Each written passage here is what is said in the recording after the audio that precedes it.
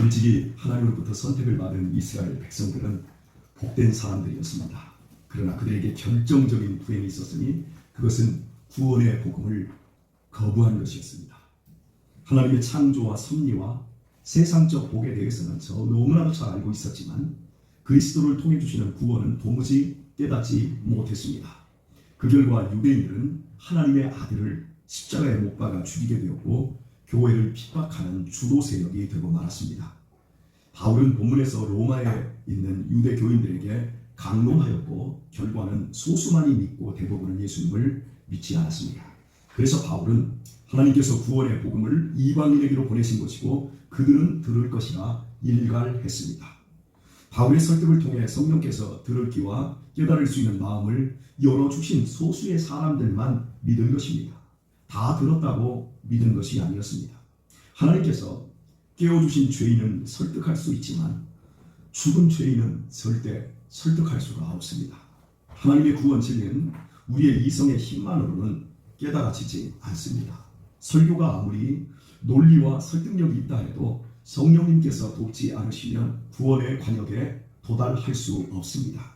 성령님께서 설득의 말이 마음에 들리게 하신다면 설득이 효과가 있을 것이지만 그렇지 않으면 아무런 소용이 없습니다.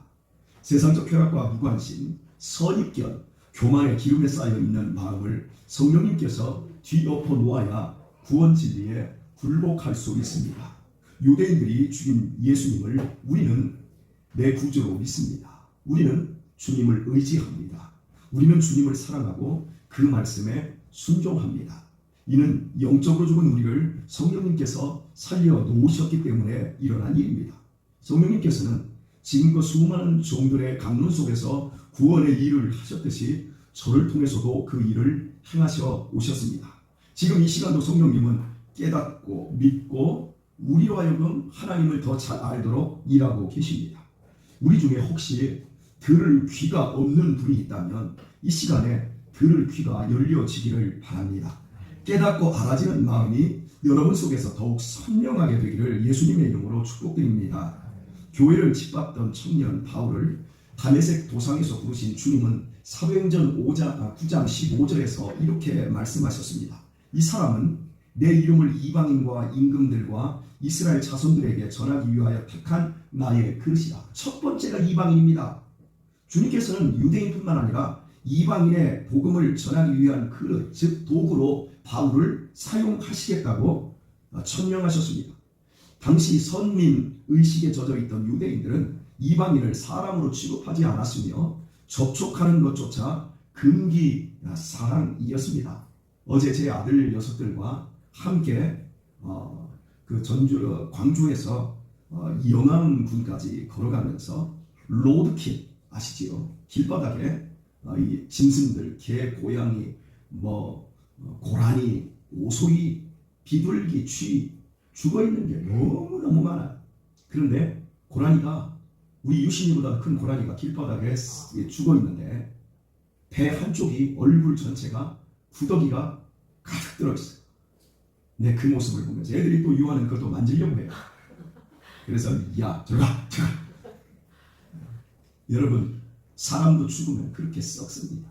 성경에서 믿지 않고 죽는 사람은 구더기 밥밖에 되지 않는다 그럽니다. 그래서 제가 그거 다 동영상으로 찍었습니다. 바짝 대고. 그리고 제가 우리 성도들하고 지옥을 얘기할 때 지옥은 구더기도 죽지 않고 구더기가 믿지 않는 영혼들의 살을 파먹습니다. 제가 보여주려고요. 유대인들은 이방인들을 이렇게 금기시했어요. 이렇게 버러지 취급을 했어요. 그런 상황 속에서 바울이 이방인들을 복음 전도의 제1 대상으로 삼는다라고 하는 것은 유대인들에게 자신의 목숨을 거는 일이었습니다. 바울은 주님의 명령에 순종하여 유대인들의 박해와 살해이요 그리고 투옥과 매맞음 속에서도 이방인을 위한 구원의 그릇이 되기 위해 자신의 생명을 걸었습니다. 그 결과 버러지만도 못한 인간으로 취급되는 수많은 이방인들이 예수님의 복음을 받아들였습니다. 하나님의 백성인 유대인들도 못 알아듣는 하나님의 구원 복음을 우상만 섬기던 버러지 취급받던 이방인들이 복음을 알아듣고 구원을 받는 역사가 일어난 것입니다. 이는 바울의 언변의 탁월함이 아닌 성령님께서 그 이방인들의 마음속에서 구원의 일을 해주셨기 때문입니다. 사람의 예리한 지성과 날카로운 논리로는 깨달을 수 없지만 그렇다고 우리는 복음 사역을 포기할 수가 없습니다. 우리 아이들이 벽창호 같아도, 우리 아이들이 스마트폰에 미쳐 있어도, 우리 선생님들이 복음 전파를 포기할 수 없는 이유가 바로 그것이에요. 사람의 노력으로는 안 되지만 하나님께서 은혜 베풀어 주실 것을 믿고 우리는 복음을 전해야 하는 거예요. 미국 최초의 선교사인 아도니람 저드스는 1788년 매사추세츠주에서 목사의 아들로 태어났습니다. 아주 엄격한 목사의 집안이었습니다. 그는 16세에 최고 명문인 브라운 대학교에 입학하여 4년 과정을 3년 만에 수석으로 졸업할 정도로 그 당시에 최고로 각광받는 수재였습니다. 보통 19에 가잖아요. 근데 얘는 16살에 가서 19 들어갈 때 졸업을 했으니까요. 3년 만에. 하지만 그 아버지의 엄격한 율법적 교육에 길들여져 있을 뿐 20살이 되도록 아도니람 저도스는 구원받지 못했습니다. 아도니람은 대학 동창 중에 무신론자인 리와 절친하게 지내면서 신앙적으로 문제가 생깁니다. 하나님이 계시다면 사람을 어떻게 백인과 흑인으로 나뉘어 착취와 억압을 할 수가 있고, 예수가 하나님의 아들이라면 왜 억울하게 십자가에 못 박혀 죽게 할 수 있냐는 식으로 따지며 하나님을 과학적으로 논리적으로 증명해 보라 했습니다. 삶과 죽음은 영혼에 대한 확실한 답은 기독교를 떠나 무신앙에서 답을 얻어야 한다는 친구 리의 말에 아도니람 저드스는 설득이 되어버렸습니다. 천재인데도 어려서부터 철저하게 신앙교육이 이루어진 목사의 아들이었음에도 불구하고 불신자의 논리에 넘어가고 말았습니다. 결국 저드스는 어린 시절부터 학습된 신앙을 버렸습니다. 그리고 부모의 눈물의 호소에도 교회를 떠나버립니다. 졸업과 함께 대도시 뉴욕에서 아도니람은 더 이상 자신이 크리스찬이라는 걸 밝히지 않고 목사의 아들이라는 것을 숨기고 편하고 자유스러운 방탕한 삶을 살았습니다. 이후 서부로 여행을 떠나게 되었고 점으로서 호텔에 묵게 되었습니다. 공교롭게도 벽 하나 사이를 두고 그 방 옆방에 묵은 젊은이가 심하게 앓고 있었습니다. 아마도 죽어가는 듯 했습니다. 밤새도록 들려오는 시중 속에 잠을 잘 수 없었던 아도니람은 두려움에 사로잡혀 침대에 누워서 생각을 합니다. 옆방의 청년은 죽음에 대한 준비가 되어 있을까? 심장이 멈추는 순간 어떤 일이 일어날까? 죽음 후에는 어떻게 되는 걸까? 만약 내 친구 리가 내가 지금 이 밤 두려움으로 이런 고민을 하고 있다는 것을 안다면 그 친구는 아마 비웃을 거야. 이런 생각에 사로잡혀 밤을 지새우다가 새벽에야 잠깐 잠을 청할 수 있었습니다. 다음날 오전 9시쯤 잠에서 깨어나 체크아웃을 하면서 나는 프론트에서의 대화는 이렇습니다. 잘 주무셨습니까, 손님? 아닙니다. 밤을 꼬박 새우다시피 했습니다. 그런데 제 옆방의 젊은이는 어찌 되었습니까? 예, 새벽에 숨을 거두고 시체를 내갔어. 참 아까운 젊은이였습니다. 백도래의 나이인데 동부의 명문 중에 하나인 브라운 대학을 나왔다 하더군요. 그렇다면 제가 알만한 사람이겠는데요. 그 사람 이름이 무엇입니까? 예, 리라고 이 동네에서는 모두 아는 수재였습니다. 뭐요? 리라고요? 내 친구 리가 죽었다고요? 아, 이럴 수가. 어찌 이런 일이? 아도니람은 자신에게 하나님을 믿지 못하게 하고 아버지와 손을 끊게 했던 리의 죽음에 충격을 받습니다. 리의 그 당찬 불신앙적 논리는 그저 논리에 불과할 뿐 한치 앞도 모르는 허망함 그 자체였던 겁니다. 버려졌다, 지옥에 버려졌다는 생각이 뇌를 파고들고 귓가에 맴돌며 떠나질 않았습니다. 그리고 어둡고 침침한 지옥으로 떨어지려는 절벽의 가장자리에서 떨고 있는 자신의 영혼을 보게 됩니다. 저드스는 자신 역시도 하나님과 부모님께 잃어버린 상태에 있다는 것을 발견하게 되었습니다. 하나님을 떠나 산다는 것이 얼마나 잘못된 죄인지를 깨닫고 자신의 영혼을 구원해달라고 하나님께 매달렸고 마침내 예수 그리스도를 믿는 믿음을 통해 영원히 불타는 지옥으로부터 구더기의 밥으로부터 구원을 받게 된 기쁨을 경험하게 됩니다. 그날 성령님이 마음을 열어주셨습니다. 거듭난 그는 일생을 주님께 바치기를 결심하고 앤도버 신학교에 입학을 합니다. 그동안 자기가 꿈꿔왔던 모든 것들, 즉 부와 명예를 얻고 세상의 인정과 행복을 얻으려는 그 마음을 다 버렸습니다. 이제 그의 유일한 목표는 자신을 구원하여 주신 주님을 알고 주님을 기쁘게 해드리기 위해 자신의 생을 바치는 것이었습니다. 공부를 다 마친 아도니람은 자기의 모교인 브라운 대학의 교수 자리를 청정받았지만 그걸 사양합니다. 그리고 보스턴에서 제일 큰 교회, 당시에 보스턴에서 제일 큰 교회, 미국에서 제일 큰 교회였습니다. 큰 교회에 초빙도 사양합니다. 모두가 말리는 것을 뿌리치고 1813년 미국인 최초 선교사가 되어 불교 왕국 버마, 지금의 미얀마입니다. 버마에 들어갑니다. 너무나 미개하여 주거 환경이나 편의시설이 전혀 갖춰져 있지 않은 곳에 아도니람은 결혼한 직후 아내와 함께 들어간 겁니다. 외국인이 하나라도 없는 미국에 들어간 겁니다. 버마에 들어간 겁니다. 기독교 개종하면 쇠망치로 때려 죽이는 적대적인 버마에 들어간 아도니람은 버마의 바울이 되었습니다.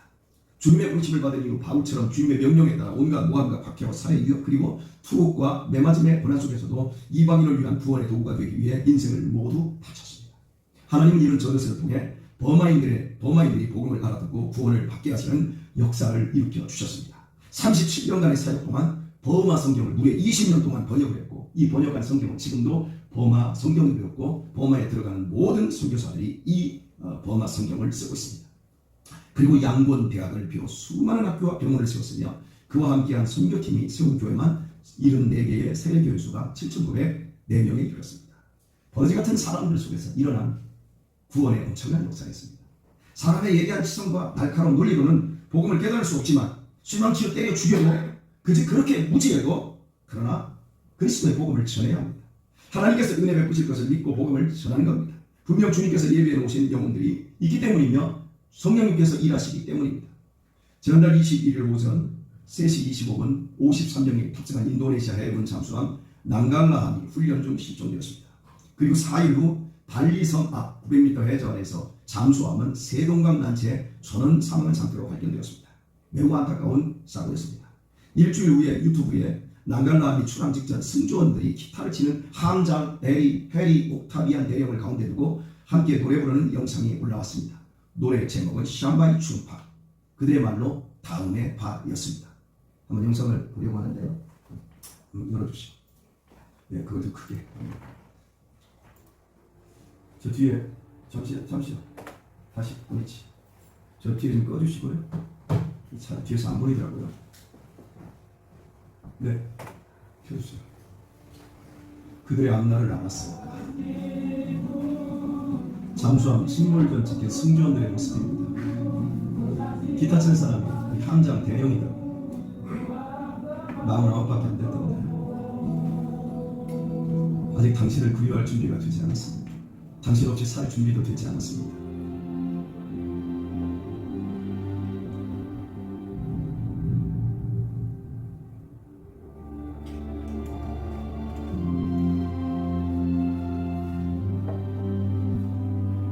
인양할 수가 없답니다.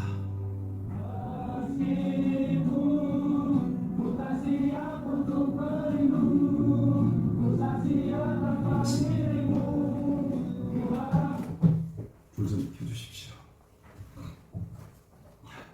당신을 그리워할 준비가 되지 않았습니다.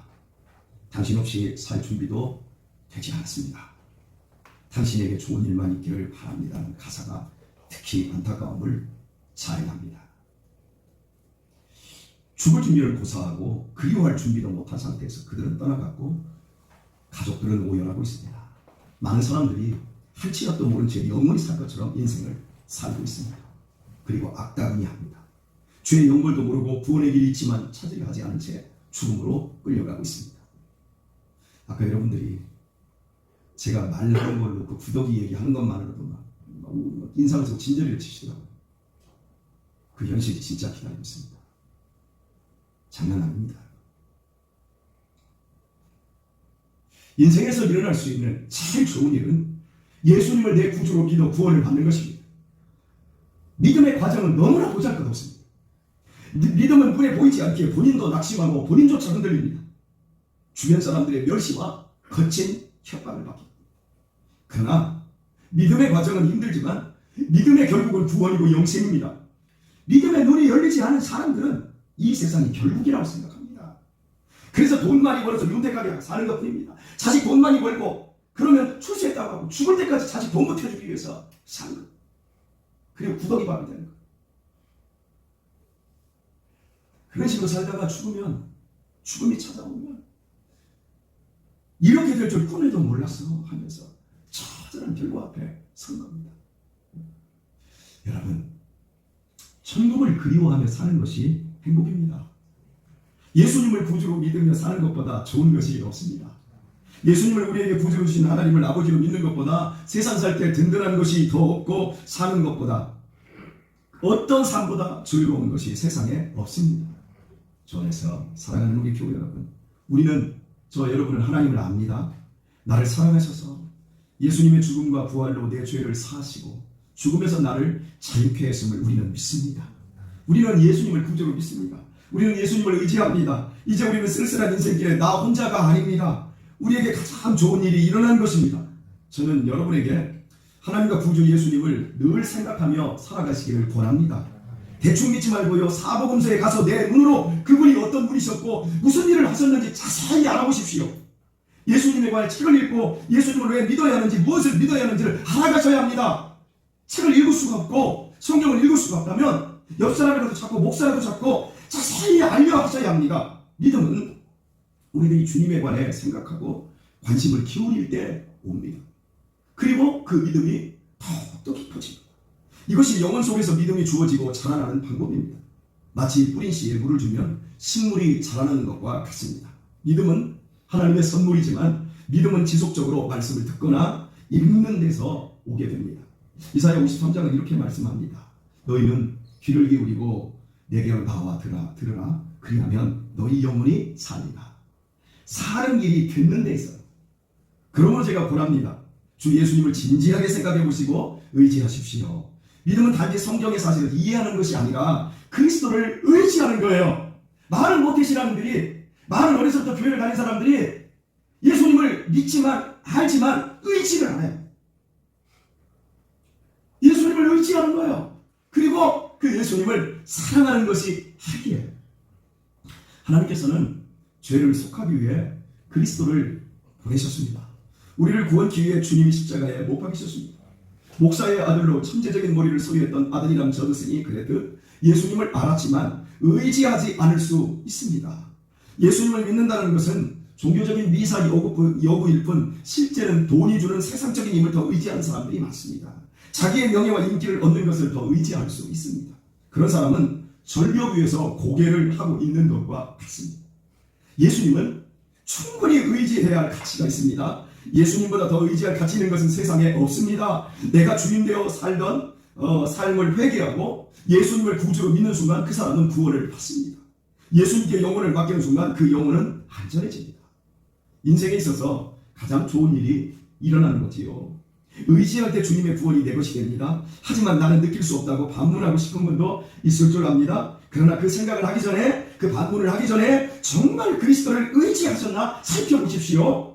내 느낌보다 더 중요한 것은 의지하는 거예요. 의지하는 것이 중요해요. 주 예수를 믿으라. 그리하면 너와 네 집이 구원을 얻으리라. 아들을 믿는 자에게는 영생이 있느니라. 구원은 구주를 그냥 의지하는 데 있는 거예요. 거기에 포를 다는 게 아니에요. 주님을 믿고 의지하는 것만으로도 충분히 족한 거예요. 여러분 주님을 의지하십니까? 그렇다면 담대하게 말하십시오.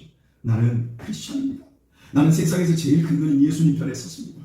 나는 천국과 지옥을 믿습니다. 그리고 증거하십시오. 당신에게도 예수님이 필요합니다. 예수 믿으세요. 예수님 믿으십시오. 증거해야 합니다.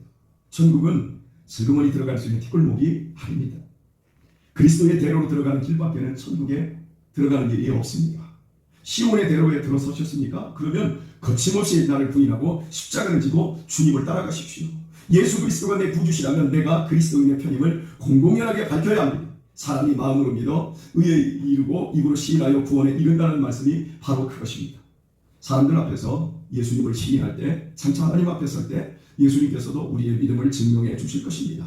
저와 여러분은 더 이상 버려진 이방인이 아닙니다. 바울이 이방인에게로 가서 전하면 들을 것이라 했던 그 사람들이 바로 저와 여러분입니다. 우리는 복음을 들었고 그 복음을 믿었습니다. 우리는 크리스찬입니다. 우리의 영혼은 구원의 길 위에 있습니다. 우리의 영혼은 안전합니다. 우리는 행복자입니다. 그러나 이런 행복을 받았으면서 자신이 크리스찬임을 숨기고 계신 분들이 있습니다.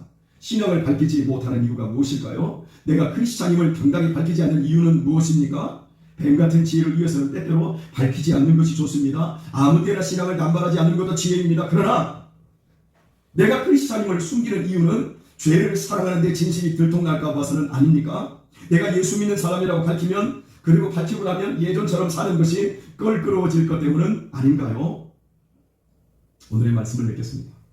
구원받은 사람이면 주님의 말씀을 따라 거룩하고 악의가 없고 흠이 없는 생활을 하려고 노력해야 합니다.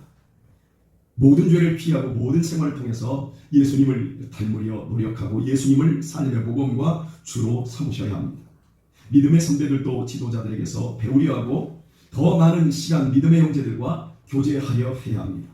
그리고 예전에 여러분같이 하나님에 대해 이방인이었던 사람들에게 예수님을 구주로 믿자고 전하셔야 합니다. 주님께서 여러분을 구원하셨듯이 여러분의 언어를 사용하여 은혜의 복음을 듣게 하실 사람들이 준비되어 있습니다. 내가 크리스찬이라는 사실을 인지한다면 더 철저하게 하나님의 말씀을 따르는데 믿음은 성장하게 되어집니다. 믿음의 형제들과 화합하며 교제하며 복음을 전하는 순종의 길에 행복의 길이 있습니다. 그때에 우리는 주님을 믿고 의지하는 기쁨을 알게 되며 더 이상의 방황하는 삶도 종지부를 찍을 수 있게 됩니다. 오늘의 말씀과 관련하여 제가 말씀을 준비한 것은 아니지만 어제부터 계속해서 여러분과 나눴으면 하는 말씀을 하나님이 제 속에 주셔서 제가 잠시 간증처럼 전하겠습니다. 제 신학대학원 제가 졸업한 지가 이제 만 20년이 되었습니다. 850명이 신학을 할 때 한 두 부류 정도로 나눠졌습니다. 부모 잘 만나고 돈 있고 세상적으로 공부도 잘하고 이런 친구들이 한 부류가 있었고, 부모도 못 만났고 그리고 돈도 없었고 또 신학을 늦게 이 세상에서 실패하고 바울처럼 늦게 부름받았던 사람들이 있습니다.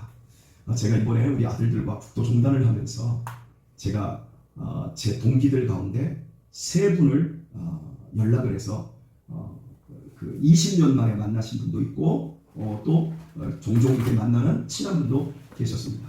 우리 아이들에게 그분들을 소개를 해주고 싶었어요.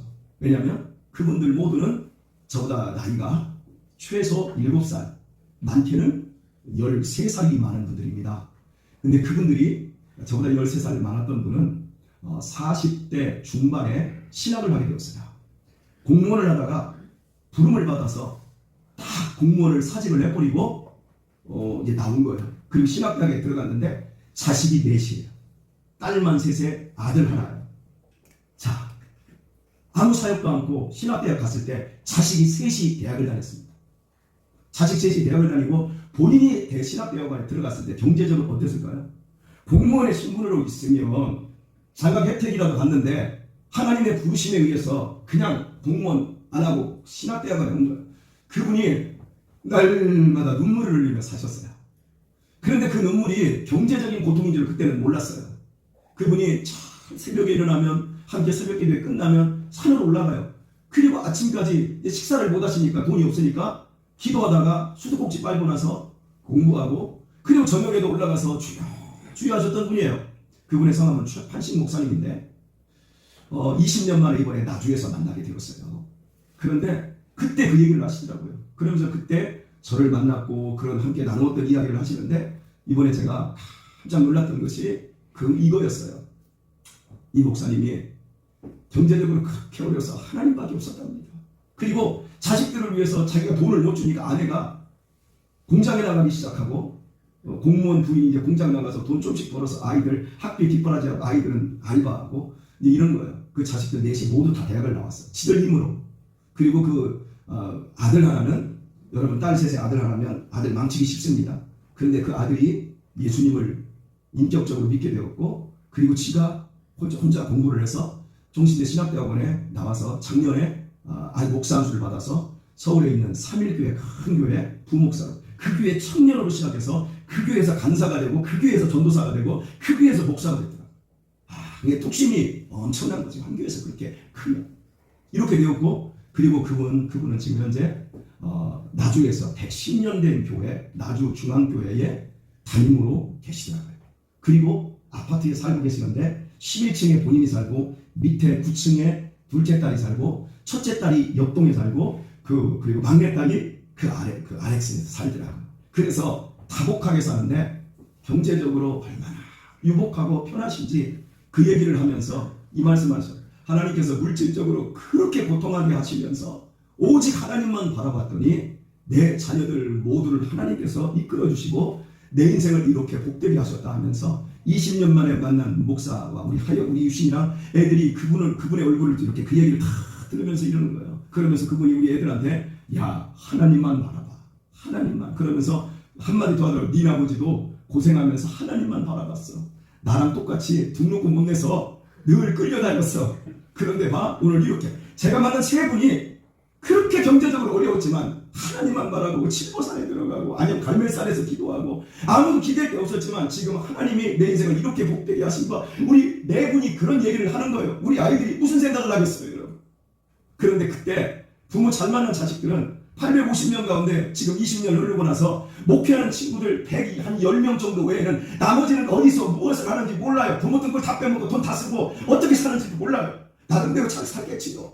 그런데 그때요, 우리는 하나님만 바라보면서 이렇게 살아갈 때, 여러분 머리가 좋은 애들은요 과외도 하고요 여러 가지 다른 것들을 해요. 그러면서 야 무슨 전도자 사역하냐, 여기서 돈 벌면 훨씬 낫지 이러면서 했던 그 친구들은 지금도, 죄송합니다, 직업을 비아냥하는 게 아니에요, 지금도 노가리 하고 있고요, 지금도 택시 운전하고 있어요. 여러분 참 세상 사는 모습을 보면서 우리 하나님을 믿는 축복이 얼마나 크고 행복한 것인지, 여러분의 삶 속에 아름다운 믿음의 증거가, 믿음 생활 함으로 말미암아 최소한 5년 후에라도, 아니 조금만 더 길게 잡아서 우리 젊은이들, 우리 학생들, 청년들 조금만 더 길게 잡아서 20년 그 이후 세월에 여러분에게 엄청난 축복으로 믿음의 증거가 나타날 줄 믿습니다.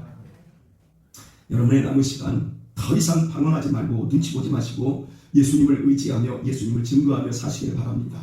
내 영혼을 망치는 텔레비전과 스마트폰에 너무 빠지지 마시고 세상 사람들의 이야기에 너무 현혹되지 마시고 믿음의 형제들과 삶을 나누시고 서로서로를 격려하며 사십시오. 성령님께서 여러분의 온과 영혼을 주장하사 예수님을 믿는 믿음으로 더욱 감격스러운 나날이 되어지시기를 예수님의 이름으로 축원드립니다.